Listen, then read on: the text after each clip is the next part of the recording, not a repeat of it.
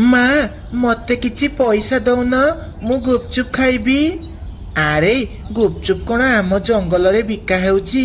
गुपचुप खाइबाकू हेले तते नदी पार करिकी आरपट जंगल को जीवाकू पड़िबो। सेतिकी बेले पिहुर बापा राजू सेठाकू आसे। नदी पार करिकी गुपचुप खाइबाकू जीवा दरकार नाही। तू जानिचु नदी पार करिकी जीवाकू केते समय लागिबो। तू चाले आम सह बिलकू जीवु। मु किछि मंजी आनिची आमे चाष करिबा। माँ तमे बापा को कुह ना मते गुपचुप खाइबाकू जीवाकू देबे। पिहू गुपचुप खाइया पई बहुत जिद करे। ता बापा बाध्य हेई ताकू 20 टंका दियंती। तापरे पिहू खुशी हेई गुपचुप खाइबाकू जाए। से ता सांग पिंकी सह डंगारे बसी आरपट जंगल को जीवाकू लागे। आरे पिहू कौन हैला एमिटी चुपचाप कौन पाई अछु। आरे पिंकी ए बाजी सिना बापा गुपचुप खाइया पई पैसा देई देले किंतु आउ थरे देबे कि नहीं जणा नहीं। आरे मु भी मो माँ को बहुत बुझे कि पैसा आनिकी आसीची। तापरे सेमाने बजार को जाई मन भरी के गुपचुप खाती। संध्या बेलकू सेमाने जेते बेले घर को आसुथिले पानी पानी मते केही पानी दियो मते बहुत जोरे शोष करुची। आरे ये किए एमिति पानी मागुची। सेमाने जाई देखंती जणे साधु बाबा तळे पड़ी पानी मागुछंती। बाबा तमे टिके अपेक्षा कर मु पानी आनिकी आसुची। आरे चाले आमे घर को जीवा तू पानी आनिबा को कुआडे जीवु। आरे बुढ़ा बाबा को परा बहुत जोरे शोष लागुची तू एठी रह मु पानी आनिकी आसुची। तापरे पिहू उड़ीकी नदी को जाए आउ साधु बाबा को पाई पानी आनिकी आसे। आउ तांकू पानी पीबाकू दिए। आरे मो सांग पिंकी कुआडे गला। आरे झियो तू जीवा परे से झियो एठारू पळेइला। तू जदि ता भଳି पळेई थांतु ताहले मु आजी शोषरे मरी जाई थांती। मो जीवन बंचेई थिबारु तोर बहुत बहुत धन्यवाद। ये हेउची किछि जादुर मंजी याकू तम जमीरे पोती दबु। ए मंजी तोर सब इच्छा पूर्ण करिबो। एहा कही साधु बाबा सेठारू चली जाती। तापरे पिहू सही मंजी नहीं तांको जमी को जाए आउ सबु मंजी जमीरे पोती दिए। हे भगवान आम जमीरे जदि गुपचुप हुअंता ताहले आमको आउ गुपचुप खाइया पई आरपट जंगल को जीवाकू पड़ंतानी। आम जंगल रे आमे गुपचुप खाई पारंतु। एहा कही पिहू सेठारू चली जाए। एमिति 2 दिन बीती जाए।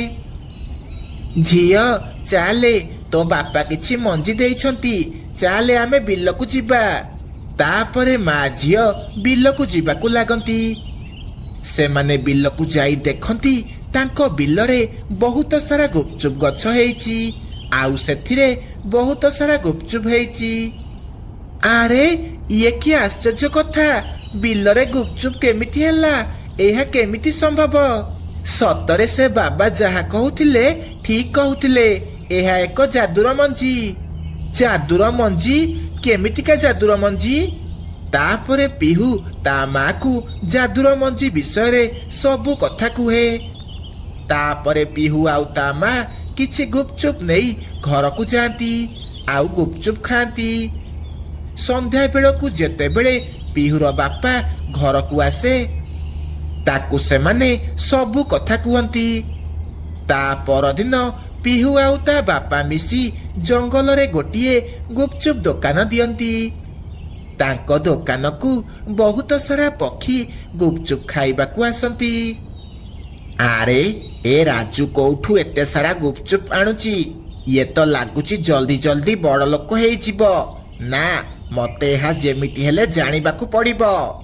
गोटिए दिन जेते बेले पिहू आउ ता बापा तांको जमीरु गुपचुप आणुथिले ए सबु काळू काऊ लुचिकी देखिदेला। अच्छा एमाने ताहले तांको जमीरे गुपचुप गछ लगेइछंती। आज रात्रि आसी सबु गुपचुप नष्ट करदेबी। ରାତିରେ କାଳୁ କାଉ ଗୁପଚୁପ କ୍ଷେତ ଆଡ଼କୁ ଯିବାକୁ ଲାଗେ। ଆଉ ସେ ଯେମିତି ଗୁପଚୁପ ନଷ୍ଟ କରିବାକୁ ଯାଇଛି, ସେତିକି ବେଳେ ଗୁପଚୁପ ଗଛର ଲତା ଆସି କାଳୁ କାଉର ତଣ୍ଟିକୁ ଧରିଦିଏ। ଆଉ ତା ତଣ୍ଟି ଚିପି ତାକୁ ମାରିଦିଏ। ଏମିତି କାଳୁ କାଉକୁ ତା ଭୁଲର ଫଳ ମିଳିଯାଏ। ସାଙ୍ଗମାନେ, ଯଦି ଆପଣଙ୍କୁ ଆମର କାହାଣୀ ଭଲ ଲାଗିଛି ତାହେଲେ ତଳେ କମେଣ୍ଟ କରି କୁହନ୍ତୁ। ଧନ୍ୟବାଦ। ସୁନ୍ଦରବନ ଜଙ୍ଗଲରେ ମିନୁ ତା ସ୍ୱାମୀ ସୋନୁ ସହ ରହୁଥିଲା।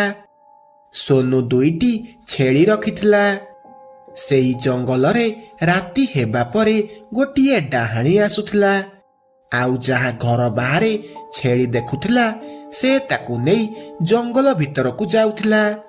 ଆଉ ତାକୁ ମାରି ବହୁତ ମଜା କରି ଖାଉଥିଲା। ଏମିତି ଗୋଟିଏ ଦିନ ସେହି ଡାହାଣୀ ଆସି ସୋନୁ ଘର ବାହାରୁ ଛେଳି ନେଇ ଚାଲିଗଲା। ଆଉ ତାକୁ ବହୁତ ମଜା କରି ଖାଇଦେଲା। ସକାଳୁ ଯେତେବେଳେ ସୋନୁ ତା ଘର ବାହାରକୁ ଆସିଲା, ଆରେ ମିନୁ, ଜଲ୍ଦି ଜଲ୍ଦି ଆସ, ଆମର ସବୁ ସର୍ବନାଶ ହେଇଗଲା। ଆରେ କଣ ହେଲା? ଦେଖ, ଆଜି ଆମର ବି କିଏ ଛେଳି ଚୋରେଇକି ନେଇଗଲା। ଇଏ କଣ ହେଉଛି ଆମ ଜଙ୍ଗଲରେ? ମୁଁ ତ କିଛି ବୁଝିପାରୁନି। ଆମର 2ଟି ଛେଳିରୁ ଗୋଟେ ଛେଳି କିଏ ଚୋରେଇକି ନେଇଗଲା। ମୁଁ ବି କିଛି ବୁଝିପାରୁନି। ଜଙ୍ଗଲକୁ କୋଉ ଅଜଣା ପକ୍ଷୀ ଆସିଛି ନା କଣ, ଯିଏ ଛେଳି ସବୁ ଚୋରେଇକି ନେଇଯାଉଛି। ଏମିତି କିଛି ଦିନ ବିତିଯାଏ। ଗୋଟିଏ ଦିନ ସୋନୁ ଆଉ ବଣ୍ଟି ଜଙ୍ଗଲ ବଜାରକୁ ଯାଉଥିଲେ।